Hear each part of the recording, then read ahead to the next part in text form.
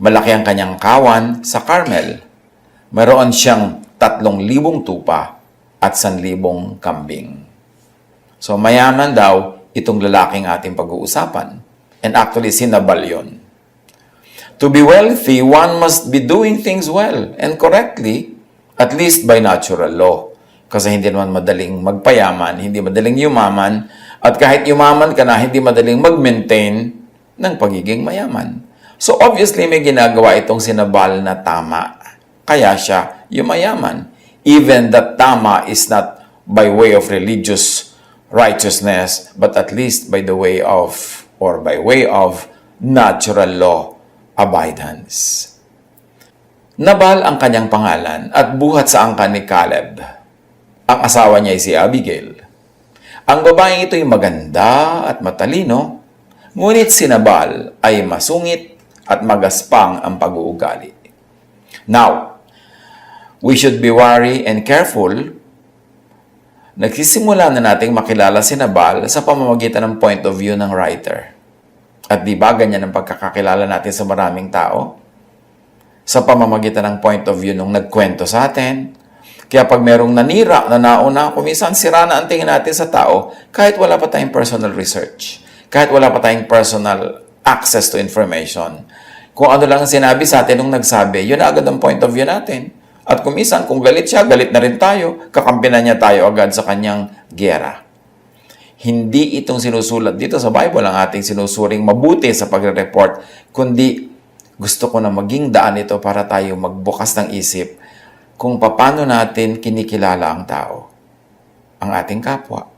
Kinikilala lang ba natin dahil sa sabi ng iba? Tulad ngayon, sabi nitong writer, si Nabal daw ay masungit at magaspang ang pag-uugali. So parang sa takbo ng usapan, hinahanda na tayo na magiging kontrabida itong Nabal. Pero gusto ko nga maging sensitive.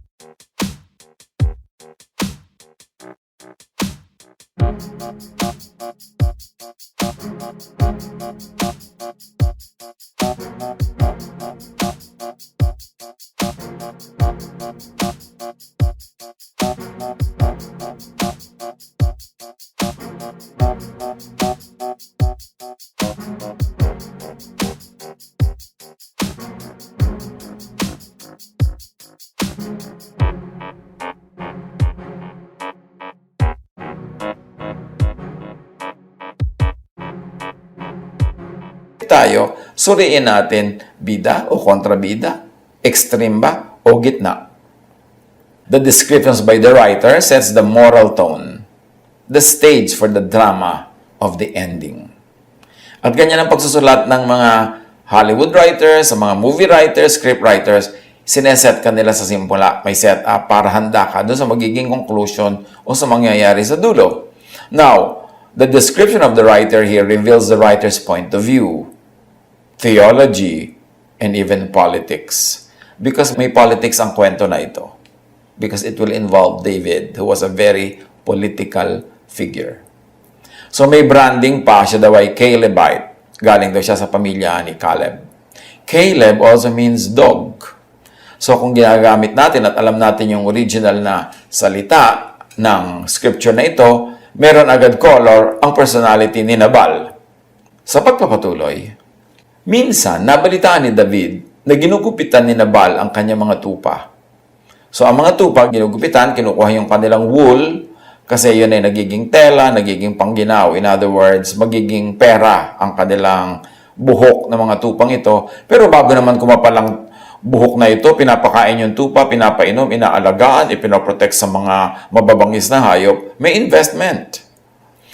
Note here that David was a fugitive from the incumbent king's government. He was running a shadow government in the wilderness. Si David noon ay matuturing na taong labas kasi siya ay tumakas mula kay Saul, si Saul ang hari, si Saul ang merong legitimate government. So, itong si David ay nanguna ng mga ilang tao at meron siyang mga tauhan at sila ay nagkaroon ng parang shadow government sa wilderness. Meron silang sariling mga patakaran nila sa buhay, hindi sila nagsasubmit sa mga batas ng bayan, sa batas ng hari. Sa pagpapatuloy, pinapunta ni David sa Carmel ang 10 sa kanyang tauhan at ipinasabi ang ganito, "Sumayin niyo ang kapayapaan at sa buo ninyong sambahayan. Nabalitaan naming ikaw ay nagugupit ng balahibo ng tupa. Ang mga pastol mo ay nakasama namin at hindi namin sila ginambala. Sa halip ay tinulungan namin sila at hindi naligalig sa buong panahon ng pagpapastol nila rito sa Carmel. Ito'y mapapatunayan nila sa inyo. Dahil dito, tanggapin mo ang aking mga tauhan at ipinakikiusap kong tulungan mo ako. Bigyan mo ako ng anumang maibibigay mo para maihanda ang aming pista." So, ang message para kay Nabal, give us.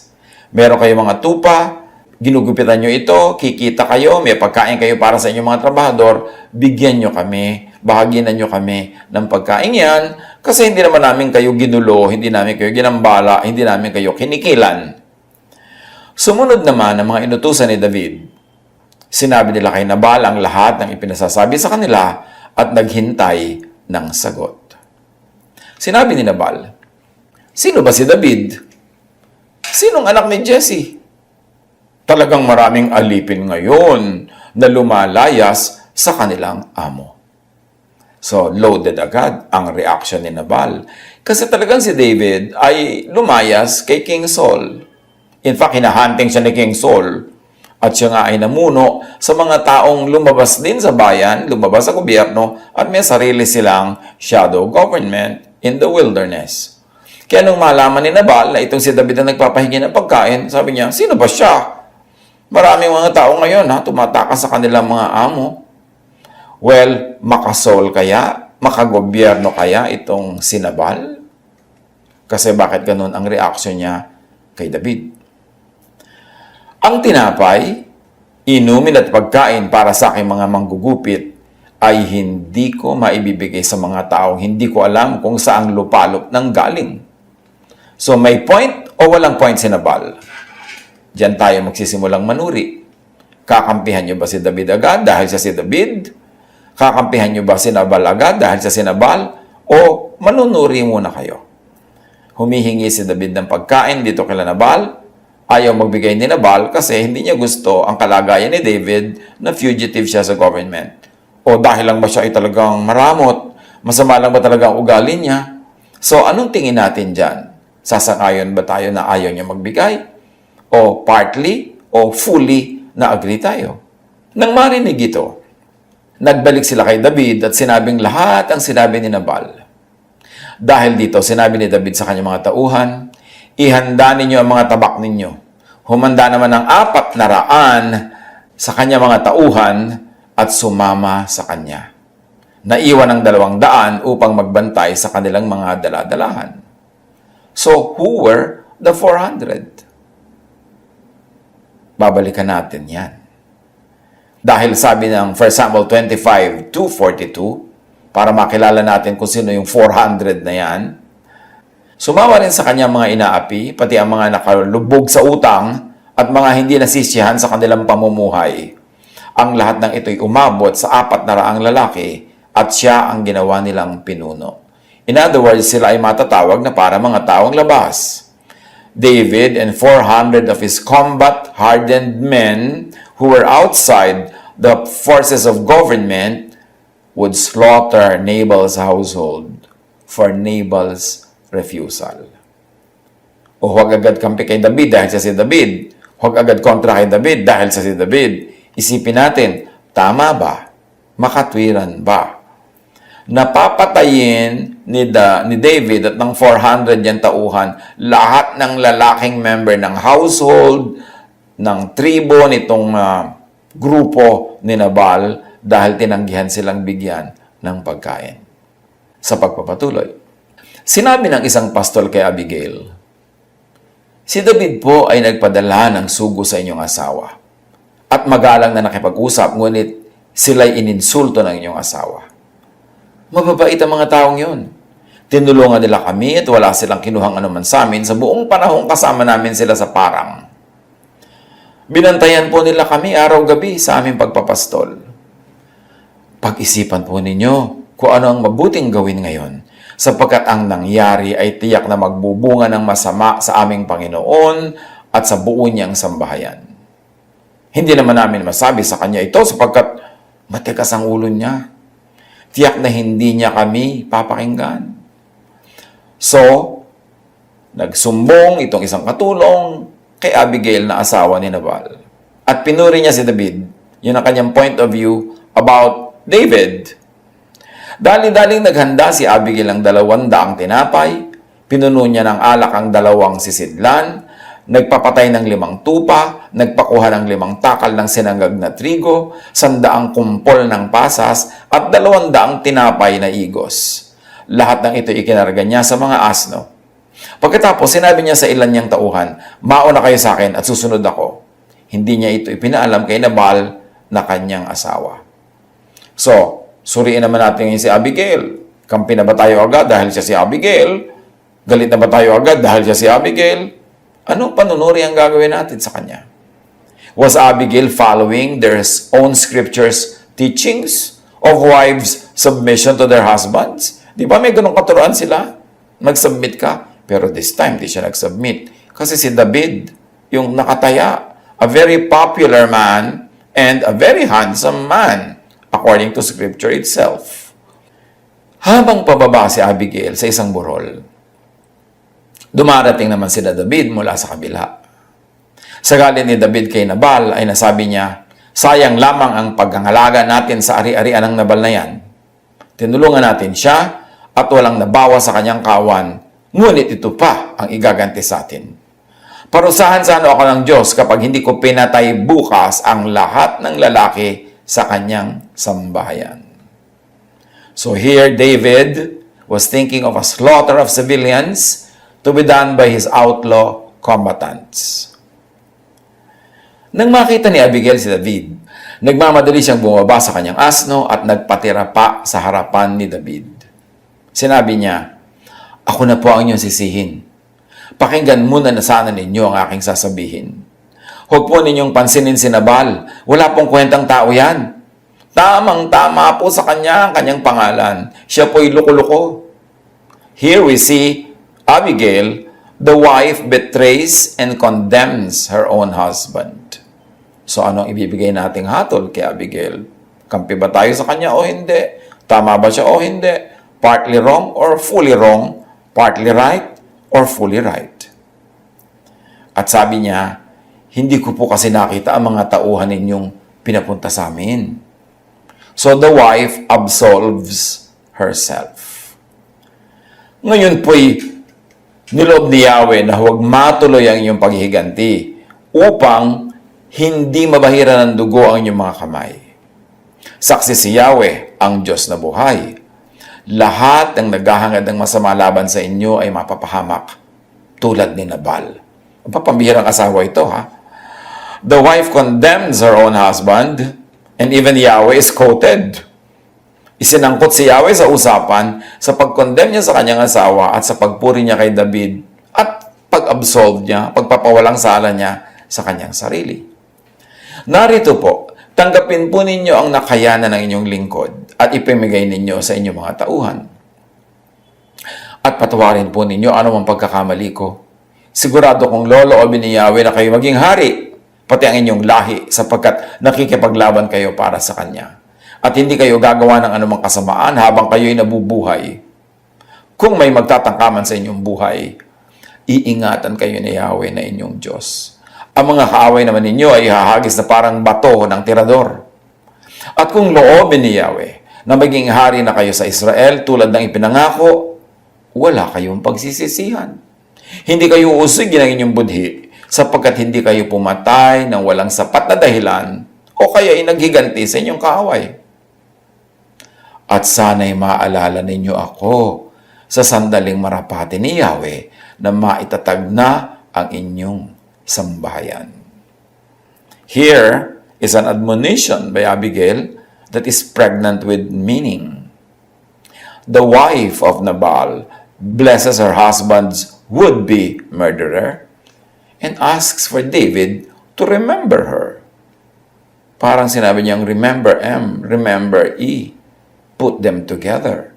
Remember me when you're already king. Sinabi ni David kay Abigail, purihin si Yahweh na nagpapunta sa inyo rito. Salamat sa Kanya dahil sa iyong kabutihan, sapagkat sa ginawa mo'y nakaiwas ako sa pagpatay ng tao at magsagawa ng sariling paghihiganti. Niloob niyang huwag ko kayong pagbuhatan ng kamay. Saksi si Yahweh, ang Diyos na buhay. Kung hindi ka na parito ngayon, bukas ng umaga ay patay na sanang lahat ang lalaki sa inyong sambahayan. So here, David blesses Abigail in turn and in return. Tinanggap ni David ang mga dala ni Abigail. Pagkatapos sinabi niya rito, umuwi ka na. Huwag ka na mag-alala at gagawin ko ang kahilingan mo. At umuwi na si Abigail. Pagdating sa bahay, nakita niyang handaan ni Nabal. Walang iniwan sa pista ng isang hari. Narat na niyang lasing na lasing ito, kaya't wala siyang sinabing anuman ng gabing yun. So yung description, yung daw pista parang hari. So what's wrong with this? Halos isang taon sila naghihirap na mag-alaga ng mga tupa. Ngayon na-harvest na nila, maibebenta nila, kikita sila. So meron bang mali sa kanilang pagsasaya? She told him nothing at all until daybreak. Sabi ng scripture. Kinabukasan nang wala na ang pagkalasing nito, isinalaysay niya ang buong pangyayari. Nang marinig ni Nabal ang lahat, inatake siya sa puso at nanigas ang buong katawan. Magtataka tayo at mag-iisip, how was the story presented by Abigail to the point that her husband would have a heart attack? Siyempre, alam niya ang kalagayan ng husband niya dahil husband niya yan. Sinadya ba niyang takutin para magka-heart attack? Hindi natin alam. We are not told. Pero remember, ang ginagawa natin ngayon ay manuri. Manuri ng presentation, manuri ng panunuri, manuri ng mga motivation, ginagawa ng mga tao sa kwento para ma-apply natin sa ating sarili, sa ating buhay. Para tayo man maging maingat sa panunuri, maging maingat sa pakikinig sa sinasabi ng iba, at maging maingat sa pakikitungo sa kapwa. So, na-heart attack ang Nabal. Pagkaraan pa ng 10 araw, pinarusahan ni Yahweh si Nabal at ito'y namatay. So, according to the story, the Lord killed Nabal for refusing to give food to David. Directly related ba talaga ang kamatayan niya sa refusal niya magbigay ng pagkain at doon sa stroke or sa heart attack? O ang nakamatay sa kanya ay yung presentation ni Abi na nakakatakot siya siguro magkwento? We don't know.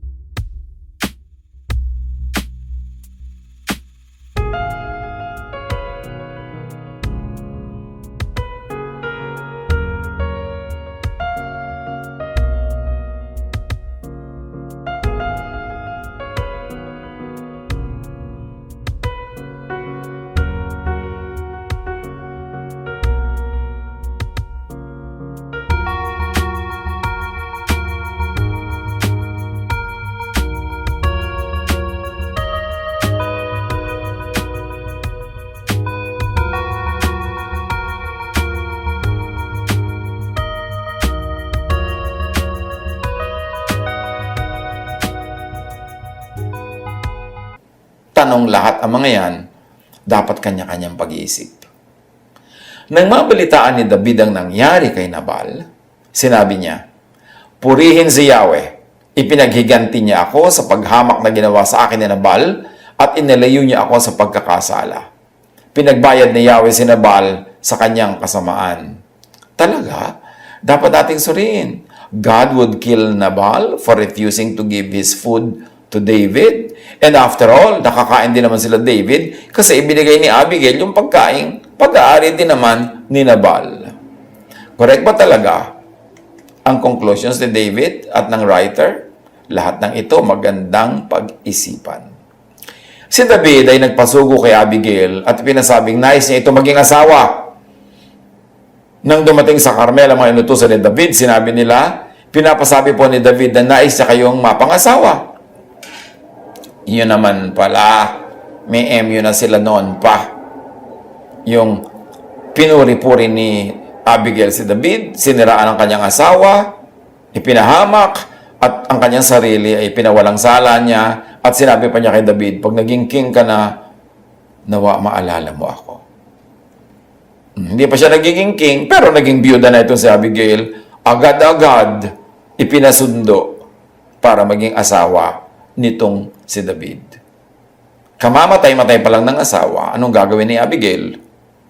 Yumukod si Abigail, ang mukha'y halos sayad sa lupa, at sinabi, narito ang inyong lingkod, handa pa ako maghugas ng paa ng inyong mga tauhan. Nagmamadali siyang tumayo, sumakay sa asno at sumama sa mga tauhan ni David, kasama ang 5 sa kanyang mga katulong, at siya naging asawa ni David. Sabi nga ng iba, yun na. Under whose reign could the writing have been done? Sino ba ang hari ng ikinuwento at isinulat ang salaysay? Examine the tale. At sa ating buhay ngayon, mga kapatid, pag may nagkukwento, pag may nababasa tayo, napapanood, natatanggap ng mga messages, watch for bias, for partisanship everywhere. Review your concept of bida and kontrabida. Do not let religiosity harden your heart. Do not let religiosity blind you to justice. Do not let religiosity make you choose immediately, instantly, kung sino ang bida at kontrabida. Life is much more complex than that. At sabi nga nila, in somebody's story, you are the kontrabida. Siyempre, in your story, you are the bida. But another version of this story, ikaw ang kontrabida dyan. Revisit, re-examine, reassess ang iyong mga bida sa buhay. Bida ba talaga sila? O nakondisyon lang ang isip mo na isipin na sila ay bida? Revisit and re-examine kung sino ang iyong mga kontrabida at kung sino ang mga extra lang. Kasi baka sa pag-oversimplify natin, masama siya, mabuti siya, bida siya, kontrabida siya, maging unjust tayo. Na maparusahan natin ang hindi dapat parusahan, mapuri ang hindi dapat purihin, o kaya maitsepwera at maipwera sa buhay natin ang mga dapat ay kasali. Huwag makinig agad sa kwento ng iba. Ang nagkukwento sa iyo, bida siya, kontrabida ang kanyang kalaban. Dahil hindi naman ikaw siya, huwag agad automatically i-consider mo agad na kontrabida nga yung sinasabi niyang kontrabida. Ang tunay na makadiyos ay manunuri, makikinig sa lahat ng tao, sa lahat ng sides, sa lahat ng panig, hindi agad-agad kakampi, at hindi agad magja-judge ng kapwa. Nawa, yan ang maging lesson sa pagre-review natin kung paano nangyari na si Nabal, ang totoo, wala namang ginagawang masama si Nabal, tahimik siyang nag-aalaga ng mga tupa, tahimik siyang merong trade, tahimik siyang nagpapagupit ng mga buhok para maibenta nila, nagpiesta siya ng sarili naman niyang kita, tapos itong si David gustong patayin ang lahat ng kanyang mga tauhan dahil sila inatanggihan. Ipagpalagay na naging magaspang ang ugali nitong si Nabal. Ipagpalagay na. Pero sapat ba yung kagaspangan na yun? At sapat ba yung dami ng pagkain na itinangging ibigay sa kanila para patayin ang lahat ng lalaki ng kanyang buong sambahayan nitong 400 battle-hardened outlaws na tauhan ni David at that time? Of course, they were outlaws because the true and legal law was under the King Saul. Huwag tayong agad-agad kampi dito, kampi doon, kontra dito, kontra doon sa ating mga buhay ngayon. Huwag tayong agad-agad nagpapatotohanan at makatwiran.